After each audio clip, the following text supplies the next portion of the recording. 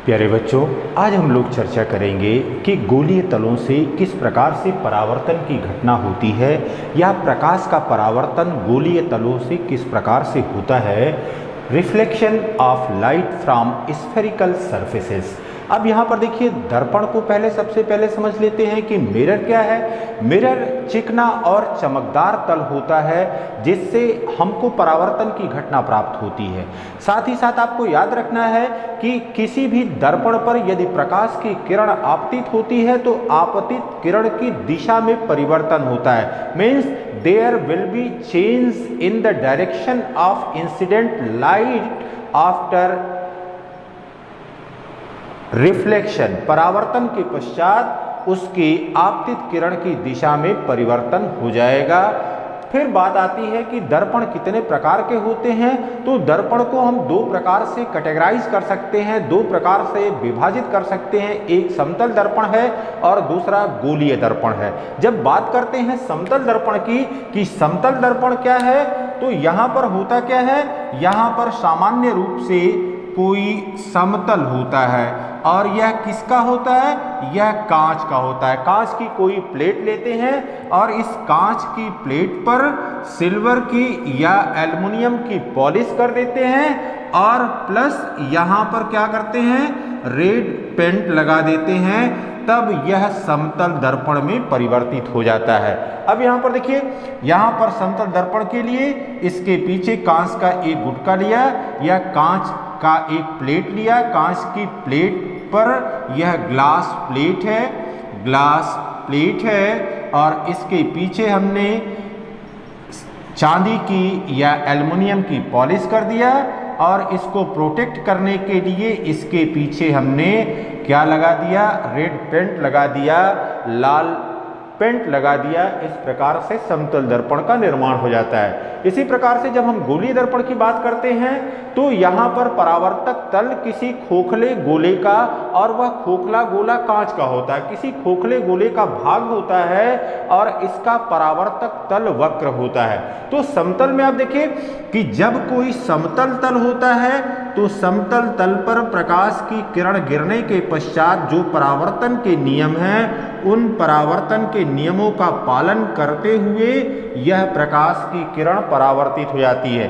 यह आपतित प्रकाश की किरण है और यह AO अगर B ले तो AO इस पर आपतित प्रकाश की किरण है और OB यहाँ पर परावर्तित प्रकाश की किरण है और यह N डैश इस पर अभिलंब खींचा गया है। यहाँ पर तल प्लेन है।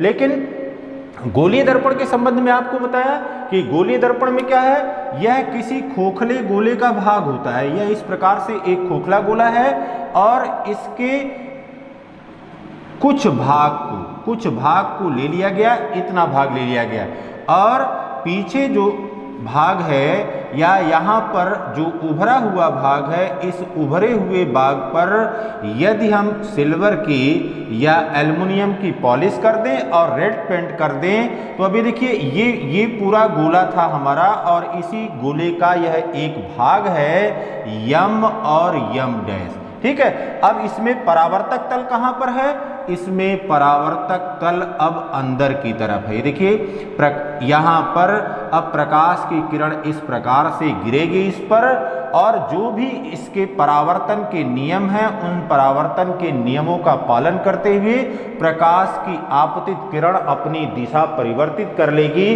तो परावर्तक तल यहाँ पर जो धंसा हुआ भाग है, वह धंसा हुआ भाग यहाँ पर परावर्तक तल की तरह व्यवहार करता है। तो यह अवतल दर्पण है। अवतल दर्पण किसे कहते हैं, ऐसा दर्पण जिसके उभरे हुए भाग पर सिल्वर की अथवा एल्युमिनियम की पॉलिश होती है, रेड पेंट लगा रहता है तथा अंदर धंसा हुआ भाग परावर्तक तल की तरह व्यवहार करता है। ऐसे दर्पण को हम अवतल दर्पण के रूप में जानते हैं। फिर यहाँ पर देखिए, जब बात आती है कि उत्तल दर्पण क्या है, तो फिर उत्तल दर्पण भी किसी खोखले गोले का भाग होता है और यहाँ पर क्या होगा, यहाँ पर फिर देखिए यह एक खोखला गोला है और इसके कुछ भाग को हमने केवल ले लिया, इसके कुछ भाग को हमने ले लिया और जो अंदर धंसा हुआ भाग था इस अंदर धसे हुए भाग पर हमने सिल्वर की अथवा एल्युमिनियम की पॉलिश कर दिया, यह यम डैश हो गया। और अब प्रकाश की किरण इस प्रकार से इस पर गिर रही है और गिरने के पश्चात यह किसी दिशा में परावर्तित हो जा रही है।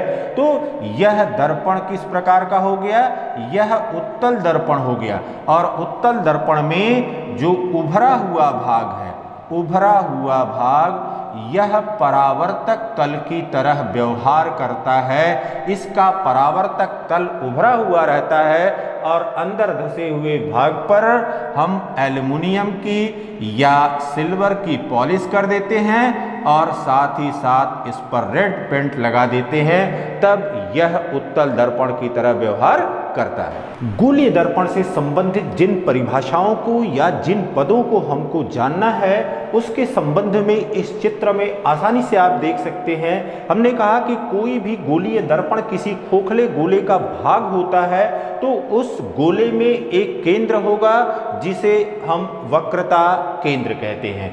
इसी प्रकार से कोई त्रिज्या होगी, उस त्रिज्या R को वक्रता त्रिज्या कहते हैं। फिर प्रकाश की किरण जो कि मुख्य अक्ष के समानांतर है या टकराने के पश्चात जिस बिंदु से होकर के जाती है उसे फोकस कहते हैं। फिर अगला बिंदु यहाँ पर है ध्रुव।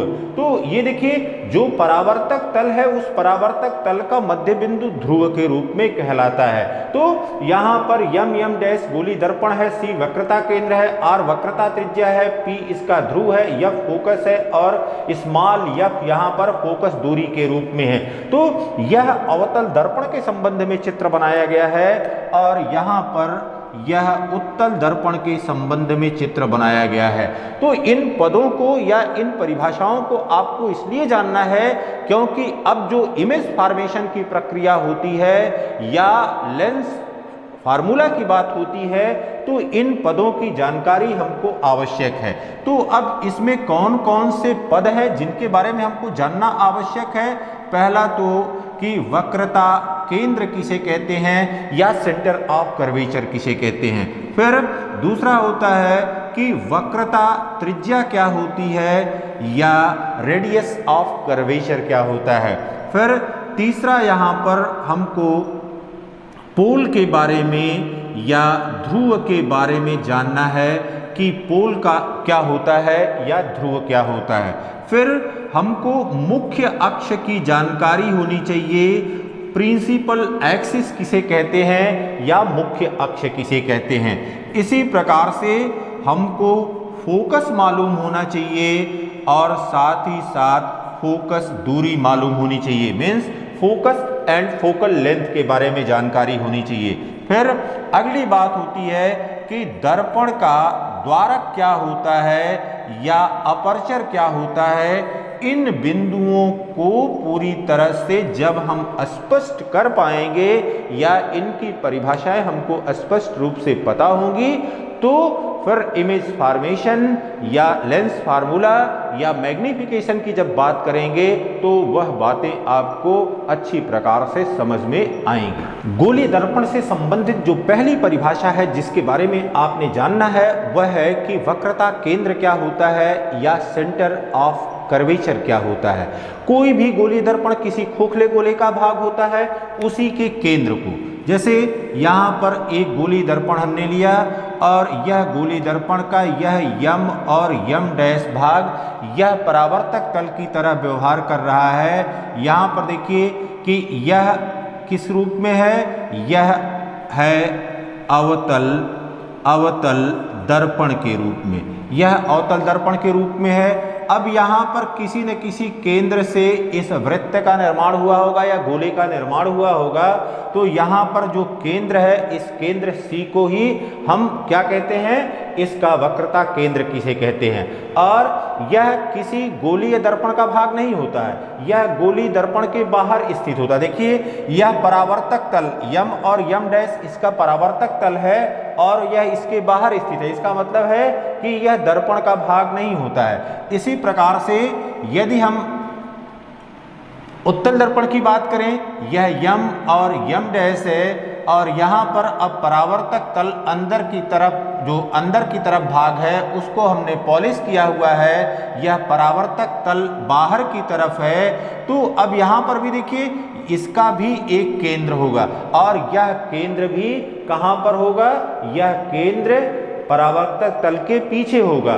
तो जब अवतल दर्पण की बात करते हैं तो अवतल दर्पण में आप देखेंगे कि यह इसका परावर्तक तल है, यह इसका परावर्तक तल है और यह परावर्तक तल के सम्मुख इन फ्रंट होता है, सम्मुख होता है। लेकिन जब आप उत्तल दर्पण की बात करते हैं तो उत्तल दर्पण में आप देखते हैं कि इसका वक्रता केंद्र कहाँ पर स्थित होता है, इसका वक्रता केंद्र दर्पण के पीछे स्थित होता है। और वक्रता केंद्र को किससे प्रदर्शित करते हैं, इसे कैपिटल C से प्रदर्शित करते हैं। अब यहाँ पर देखिए बेटा दूसरी बात यहाँ पर आती है कि वक्रता त्रिज्या, यह रेडियस ऑफ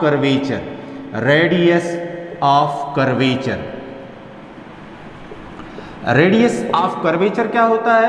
पहली बात तो देखिए इसे कैपिटल R से प्रदर्शित करते हैं।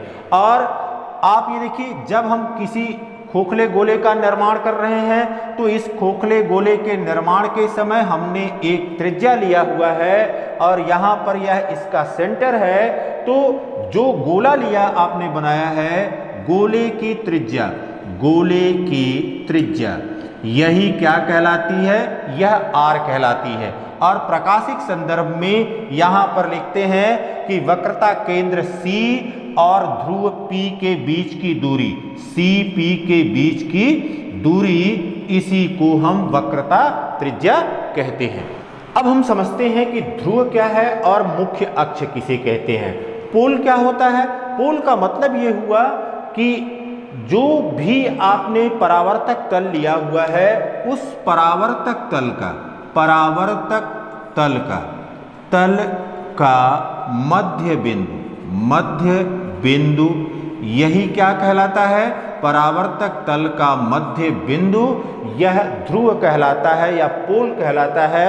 और इसे P से रिप्रेजेंट करते हैं। जैसे पृथ्वी के संदर्भ में आपने पढ़ा होगा कि उत्तरी ध्रुव है और दक्षिणी ध्रुव है, तो वह भी जो इस प्रकार से गोला बन रहा है उस गोले का कहीं न कहीं मध्य बिंदु ऊपर और नीचे की तरफ लिया गया है। तो यहाँ पर जो परावर्तक तल है, यह परावर्तक तल है, इस परावर्तक तल का या रिफ्लेक्टिंग सरफेस का। इसी प्रकार से यह उत्तल दर्पण के संबंध में है कि उत्तल दर्पण में यह P बिंदु है और यम डैश यह परावर्तक तल है और इसका मिड पॉइंट यही P के रूप में प्रदर्शित किया जाता है या पोल के रूप में प्रदर्शित किया जाता है।